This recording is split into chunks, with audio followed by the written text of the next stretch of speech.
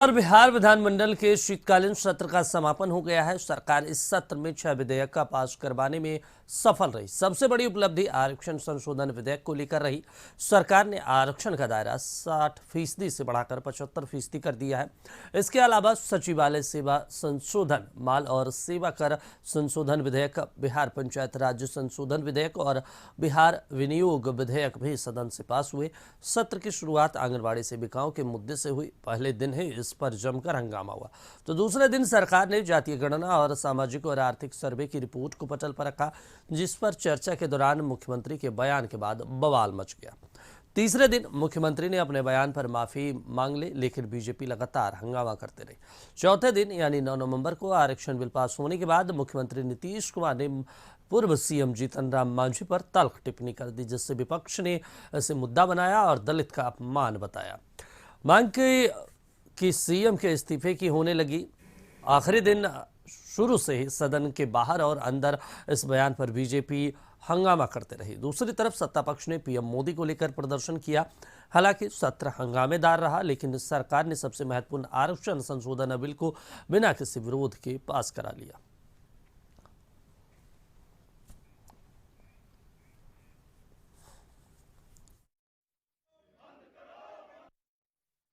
इस सत्र में जो काम हुआ है, जो अनुसूचित जाति जनजाति, अत्यंत पिछड़ा वर्ग, पिछड़ा वर्ग के लोगों को जो उन्होंने आरक्षण का दायरा बढ़ाए हैं, वह बरसों बरस तक लोगों को याद रहेगा। गैर सरकारी संकल्प बना है जो सिर्फ और सिर्फ माननीय सदस्यों का एक तरफा वो सवाल है, उसको भी उसने बाधित किया। यह काफी दुखद बात है। उछल कूद कर रहे हैं, दौड़ के इधर दौड़ के उधर।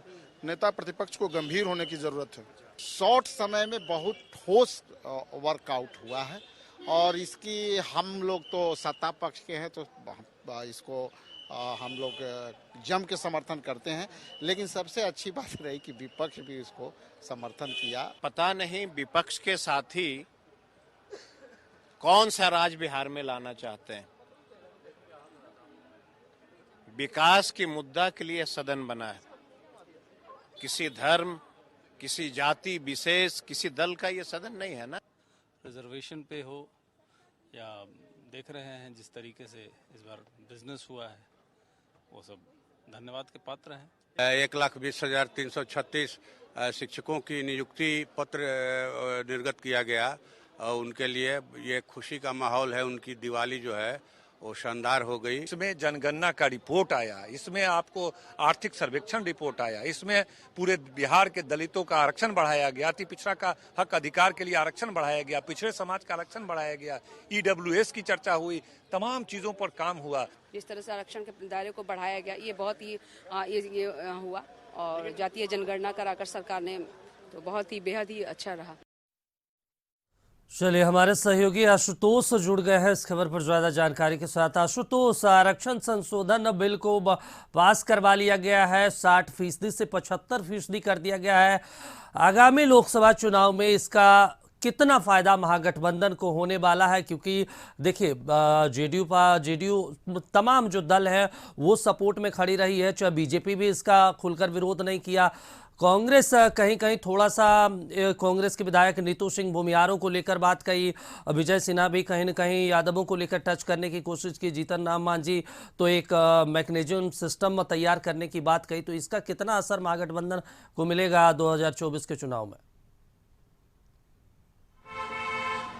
नहीं, बिल्कुल चुनाव से ठीक पहले आरक्षण में संशोधन हुआ और ये फायदा है, चुनावी फायदा के लिए ही ये पहल की गई है महागठबंधन सरकार की तरफ से। और चूंकि आपने देखा होगा कि जिस तरह से ताबड़तोड़ जाति गणना कराई गई, उसके बाद ये भी कहा गया, मुख्यमंत्री ने साफ तौर पर कहा कि अब जल्द ही कानून आएगा और शीतकालीन सत्र में कानून भी आया और कानून पास भी हो गया, सर्वसम्मति से पास हुआ।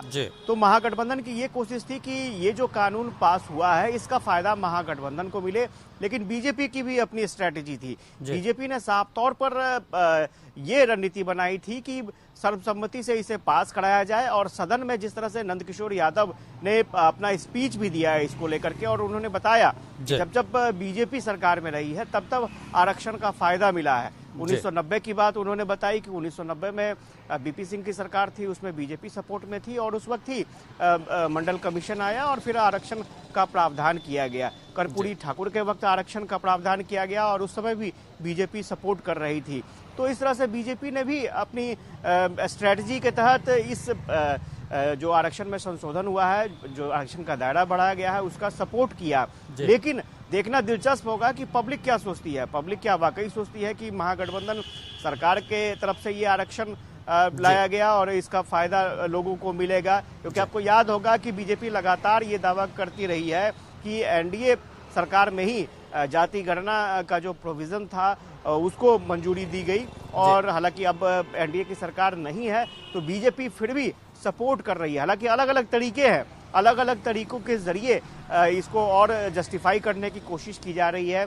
सम्राट चौधरी जो बीजेपी के प्रदेश अध्यक्ष है, उन्होंने कहा कि अति पिछड़ों की आबादी में 5% और आरक्षण का दायरा बढ़ाना चाहिए अति पिछड़ों के लिए। तो स्वाभाविक तौर पर अपने अपने तरीके से विचार रखे जा रहे हैं। जीतन राम मांझी ने तो यहाँ तक कह दिया कि ठीक है, आप आरक्षण का प्रावधान कर रहे हैं, बढ़ाने का प्रावधान कर रहे हैं, लेकिन अब तक जो आरक्षण दिया गया उसमें कितना फायदा अनुसूचित जाति के समुदाय को के लोगों को मिला? के यहाँ पे बड़ा देखिए सवाल है, क्योंकि देखिए जीतन राम मांझी पूर्व सीएम रहे हैं, अनुभवी नेता रहे हैं बिहार के, और वो जो विषय को उठा रहे थे वो कह रहे थे कि देखिए हम 70-75 सालों से आरक्षण देते आ रहे हैं, अंबेडकर जी ने आरक्षण का प्रावधान किया था संविधान में, लेकिन हमें एक ऐसा सिस्टम तैयार करना होगा और हमें ये जानने की कोशिश करनी होगी कि जो आरक्षण हम दे रहे हैं वो सही मायनों में सबसे निचले तबके तक पहुंच रहे हैं या नहीं। और कल जब विजय सिन्हा मीडिया से बातचीत कर रहे थे तो उसी बात को दोहराए थे कि देखिए आरक्षण हम दे रहे हैं, बिल्कुल ठीक है,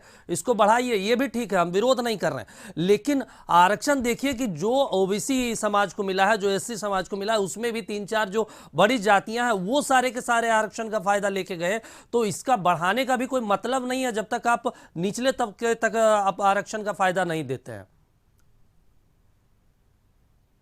आशुतोष, बीजेपी की स्ट्रैटेजी ही रही है कि जीतन राम मांझी के जरिए उन्होंने अनुसूचित जाति को जो अब तक आरक्षण मिला है और उस आरक्षण का फायदा कितना मिला है, ये सवाल उठाने के लिए सदन में जीतन राम मांझी को आगे किया गया और जीतन राम मांझी ने यह सवाल उठाया भी था। हालांकि इसी सवाल पर मुख्यमंत्री नीतीश कुमार काफी आक्रोशित भी हो गए थे। आपको याद होगा कि रोहिणी कमीशन की रिपोर्ट की एक चर्चा बहुत होती है और उस रिपोर्ट के लागू होने के बाद ओबीसी का जो आरक्षण है उसमें भी ये प्रावधान होगा कि देखा जाए कि जब आरक्षण लागू हुआ उसके बाद से किन वर्गों को ज्यादा फायदा हुआ और जो वंचित वर्ग हैं उनको अब फायदा दिलाने की कोशिश है। तो ये शायद लंबा प्रोविजन होगा। फिलहाल अभी रिपोर्ट को देखना होगा, रिपोर्ट अभी आई नहीं है और रिपोर्ट जब आएगी तब उसको अलग से उसके लिए प्रावधान किए जाएंगे और मेरे ख्याल से सियासत भी उसी अंदाज पर बढ़ेगी। लेकिन इतना जरूर है कि बीजेपी ने अपने तरीके से आखिरी सवाल आखिरी सवाल एक है कि अब तो दोनों सदनों से पास करवा दिया गया है, अब राज्यपाल को भेजा जाएगा, उसके बाद केंद्र के पास भेजा जाएगा। कहीं राज्यपाल के पास से तो कमाबेश पास हो ही जाना है, मंजूरी मिल जाएगी, केंद्र के पास मामला अटकेगा क्या? देखिए, आपको याद होगा कि इससे पहले झारखंड में भी इसी तरह का प्रावधान किया गया है और वहां भी आरक्षण का दायरा बढ़ाया गया है, लेकिन स्वाभाविक तौर पर यह मामला केंद्र के पाले में जाएगा और नीतीश कुमार ने साफ तौर पर कहा है कि पूरी कार्रवाई खत्म कर वो केंद्र के पास प्रस्ताव भेजेंगे भी। अब देखना दिलचस्प होगा कि केंद्र सरकार क्या फैसला लेती है और यही वजह है कि नीतीश कुमार लगातार सदन में भी उन्होंने कहा और कि जो जाति गणना केंद्र सरकार को करानी चाहिए। हालांकि गणना अभी तक नहीं हुई है, जनगणना नहीं हुई है, अगर जनगणना होती है तो उसके साथ जाति गणना का प्रोविजन जरूर कराया जाए ताकि ये जो मॉडल बिहार पेश करने जा रहा है उस मॉडल को पूरे देश में लागू किया जा सके।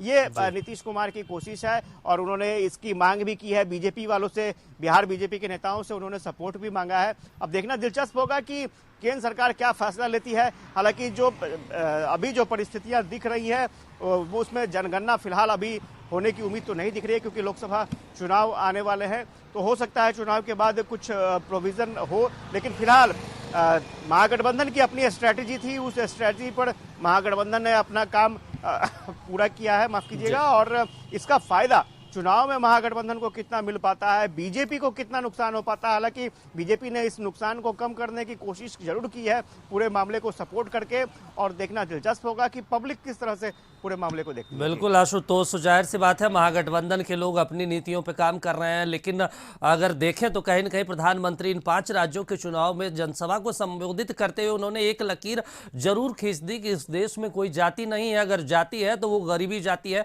तो एक क्लियर कट टू कह सकते हैं कि मैसेज इन विपक्षी नेताओं को तो दे ही दिया गया। तमाम जानकारी के लिए शुक्रिया आशुतोष आपका।